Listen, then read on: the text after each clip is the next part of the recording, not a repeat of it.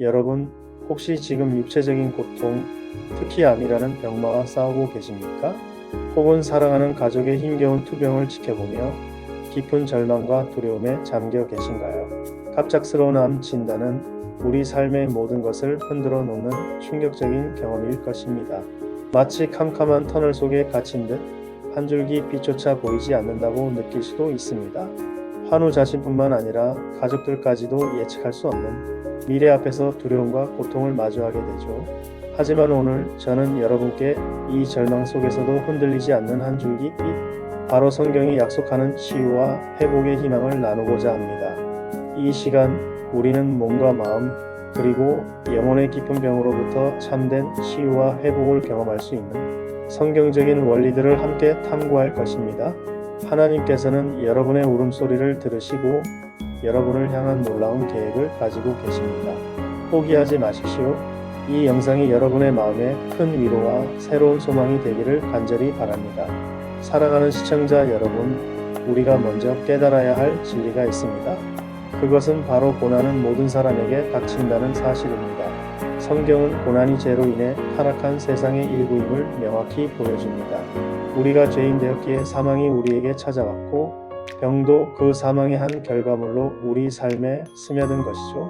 하지만 여기서 중요한 것은 하나님께서는 우리가 고난을 겪는 동안 결코 우리를 외면하지 않으신다는 것입니다. 오히려 고난의 깊은 수렁 속에서 하나님께서는 우리를 찾아오십니다. 시편 34편 18절은 여호와는 마음이 상한 자에게 가까이 하시고 충심으로 통회하는 자를 구원하시는 도다라고 말씀합니다. 우리가 가장 약하고 상처받았을 때 주님은 가장 가까이 계십니다. 둘째, 하나님께서는 우리의 울음소리를 들으십니다. 혹시 지금 홀로 고통하며 눈물 흘리고 계십니까? 하나님은 여러분의 흐르는 눈물을 닦아주시고 여러분의 깊은 한숨을 들으시는 분이십니다. 성경 시편 56편 8절에서 다윗은 이렇게 고백합니다. 나의 유리함을 주께서 계수하셨사오니 나의 눈물을 주의 병에 담으소서. 이것이 주의 책에 기록되지 아니하였나이까. 우리의 고통과 눈물 하나하나를 주님은 기억하시고 주님의 특별한 병에 담아두신다고 말씀하십니다. 이 말씀은 우리에게 얼마나 큰 위로가 됩니까? 여러분의 아픔은 결코 무의미하지 않으냐. 하나님께서는 여러분의 모든 고난을 알고 계십니다. 셋째, 우리 몸과 마음, 영혼의 회복은 주님의 말씀과 믿음으로 가능합니다. 여러분, 우리는 단순히 육체적인 존재가 아닙니다. 우리는 몸과 마음, 그리고 영혼을 가진 전인적인 존재입니다. 암이라는 질병은 종종 우리의 몸뿐만 아니라 마음과 영혼까지 병들게 합니다. 절망, 두려움, 우울함은 우리의 영혼을 갉아먹고 이는 다시 육체적인 치유에도 부정적인 영향을 미치죠. 성경은 죄를 불치의 문둥병으로 표현하며 우리의 영적 상태가 육체와도 깊이 연결되어 있음을 암시합니다. 그렇다면 어떻게 이 모든 것이 회복될 수 있을까요? 요한3서 1장 2절은 사랑하는 자여, 내 영혼이 잘된 같이 내가 범사에 잘되고 강건하기를 내가 간구하노라고 말씀합니다. 우리의 영혼이 먼저 강건해질 때 우리의 몸과 범사 또한 강건해질 수 있다는 놀라운 약속입니다. 우리의 마음은 죄를 제거하기 위해 흘리신 피로 모든 불결함으로부터 정결케 되어야 한다고 말하며 영혼의 정결함이 중요함을 강조합니다. 이것은 단순히 육체적인 치료만을 의미하지 않습니다.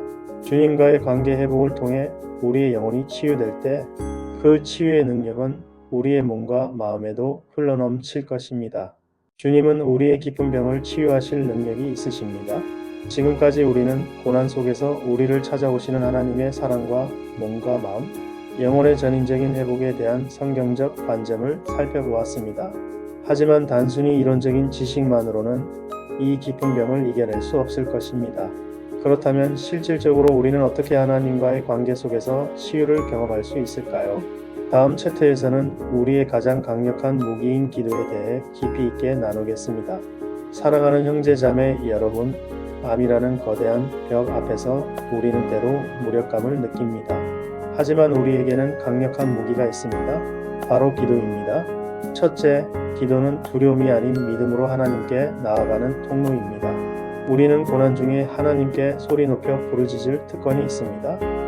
예레미야 33장 3절은 너는 내게 부르짖으라 내가 내게 응답하겠고 내가 알지 못하는 크고 은밀한 일을 내게 보이리라고 약속합니다. 이 말씀은 단순한 위로가 아니라 하나님께서 우리의 기도를 들으시고 응답하시겠다는 분명한 약속입니다.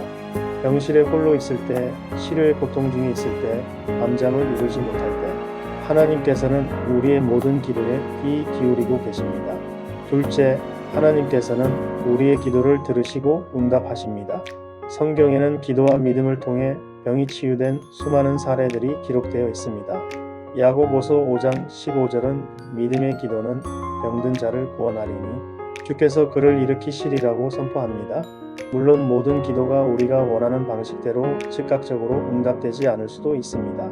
때로는 우리의 믿음을 시험하시고 더 큰 목적을 위해 기다리게 하실 때도 있습니다. 그러나 중요한 것은 우리의 기도가 결코 헛되지 않으며 하나님께서는 가장 좋은 때에 가장 좋은 방법으로 응답하신다는 믿음입니다. 많은 사람들이 그들의 헌신의 시간에도 하나님과의 진정한 교제의 축복을 받지 못하고 있다. 그들은 너무 서두른다. 그리스도의 사랑의 임재의 원을 서둘러 통과하며 어쩌면 그 거룩한 경계 안에 잠시 머무르지만 권고를 기다리지 않는다고 지적합니다. 우리는 기도를 통해 하나님과 깊은 교제를 나누고 그분께 모든 것을 맡겨야 합니다. 셋째, 기도는 우리를 고난의 의미를 깨닫게 합니다.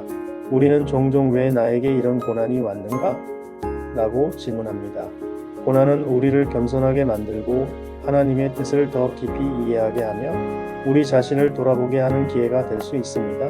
히브리서 12장 11절은 무릇 징계가 당시에는 즐거워 보이지 않고 슬퍼 보이나 후에 그로 말미암아 연단받은 자들에게는 의와 평강의 열매를 맺나니라고 말씀합니다. 암이라는 고난을 통해 우리가 하나님께 더 가까이 나아가고 그분의 뜻을 구하며 우리의 삶을 재정비할 수 있다면 이 고난은 결코 헛되지 않을 것입니다.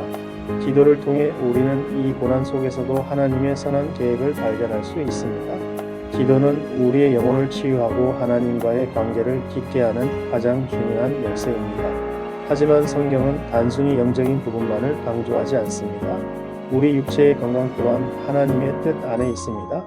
다음 챕터에서는 우리의 몸을 하나님의 성전으로 여기고 지혜롭게 관리하는 성경적 건강 원칙들을 살펴보겠습니다. 이는 많은 경우 기적적인 치유의 통로가 되기도 합니다. 이제 우리는 성경이 제시하는 구체적인 신앙 치료법에 대해 알아보겠습니다. 이는 단순히 병원의 치료를 부정하는 것이 아니라 하나님의 말씀에 근거하여 우리의 몸과 마음, 영혼을 최적의 상태로 만들어서 하나님께서 역사하실 수 있는 환경을 조성하는 것입니다. 실제로 많은 경우 병원이 포기한 후에도 이 신앙 치료법을 통해 놀라운 회복을 경험한 사례들이 있습니다. 첫째, 몸과 마음, 영혼을 하나님께 온전히 맡기는 것입니다. 시편 37편 5절은 내 길을 여호와께 맡기라 그를 의지하면 그가 이루시리로다라고 말씀합니다. 우리는 우리의 병과 모든 염려를 주님께 내려놓고 그분의 인도하심을 따라야 합니다. 이것은 단순히 수동적인 자세가 아닙니다. 적극적으로 하나님의 치유 능력을 믿고 그분의 원칙에 순종하며 우리의 삶을 재조정하는 것을 의미합니다. 둘째, 하나님의 말씀에 순종하여 건강한 식사를 실천하는 것입니다. 창세기 1장 29절은 하나님께서 인간에게 주신 원래의 식사를 이렇게 기록합니다. 하나님이 이르시되 내가 온 지면에 씨 맺는 모든 채소와 씨 가진 열매 맺는 모든 나무를 너희에게 주노니 너희의 먹을거리가 되리라. 이 말씀은 우리에게 씨 맺는 채소와 열매, 즉 식물성 식품의 중요성을 강조합니다. 영감의 글에서는 절제를 복음의 일부로 제시하며 건강한 식생활과 습관이 중요함을 역설합니다. 약초와 채소는 자연이 우리에게 준 귀한 선물이며 하나님께서는 이를 통해 우리의 몸을 치유하시고 유지할 수 있도록 하셨습니다. 병원 치료와 병행하며 자연적인 치유력을 극대화할 수 있는 식단을 실천하는 것은 매우 중요합니다. 가공식품과 설탕, 붉은 고기 등을 줄이고 신선한 채소와 과일, 통곡물, 콩류를 풍성하게 섭취하는 것이 좋습니다. 셋째, 하나님께서 주신 믿음의 원칙을 따르는 것입니다. 이 원칙들은 비단 식생활에만 국한되지 않습니다. 충분한 휴식, 규칙적인 운동, 깨끗한 물, 햇빛, 맑은 공기, 그리고 무엇보다 중요한 하나님에 대한 신뢰와 긍정적인 정신 상태가 모두 포함됩니다. 이사야 40장 31절은 오직 여호와를 앙망하는 자는 새 힘을 얻으리니 독수리가 날개치며 올라감 같을 것이요 다른 박질하여도 곤비하지 아니하겠고 걸어가도 피곤하지 아니하리로다라고 약속합니다. 하나님을 신뢰하고 그분의 원칙을 따를 때 우리는 육체적, 정신적, 영적으로 새 힘을 얻을 수 있습니다. 물론 이 모든 과정을 통해 즉각적인 기적을 바라는 것은 아닐 수 있습니다. 우리의 몸은 놀라운 자가 치유 능력을 발휘하게 되고 하나님께서는 그 노력을 축복하시어 회복의 길을 열어주실 것입니다. 사랑하는 암 환우 여러분과 가족 여러분, 오늘 우리는 깊은 병 속에서도 우리가 붙들어야 할 성경적인 희망과 치유의 원리들을 살펴보았습니다. 기억하십시오. 첫째, 고난 속에서도 하나님은 여러분과 함께 계십니다. 여러분의 눈물을 닦아주시고 여러분의 부르짖음을 듣고 계십니다. 둘째, 기도는 여러분을 하나님과 연결하는 가장 강력한 통로입니다. 믿음으로 기도하고 그분께 모든 것을 맡기십시오. 셋째, 성경적 신앙 치료법은 몸과 마음, 영혼의 전인적인 회복을 위한 하나님의 지혜입니다. 우리의 삶의 방식을 하나님의 말씀에 따라 재조정할 때 놀라운 치유가 일어날 수 있습니다. 성경 잠언 4장 20절에서 22절은 이렇게 말씀합니다. 내 아들아 내 말에 주의하며 내가 이르는 것에 내 귀를 기울이라. 그것을 내 눈에서 떠나게 말며 내 마음속에 지키라. 그것은 얻는 자에게 생명이 되며 그 온 몸의 건강이 됨이니라. 하나님의 말씀은 우리의 생명이며 우리의 온 몸의 건강입니다. 사랑하는 여러분, 지금 당장 여러분의 삶을 하나님께 온전히 맡기고 절망이 아닌 희망을 선택하고 두려움이 아닌 믿음을 붙드십시오. 하나님께서는 여러분을 사랑하시며 여러분의 완전한 회복을 간절히 원하고 계십니다. 여러분의 삶을 통해 하나님의 치유하시는 능력을 증거하시기를 원하십니다. 감사합니다.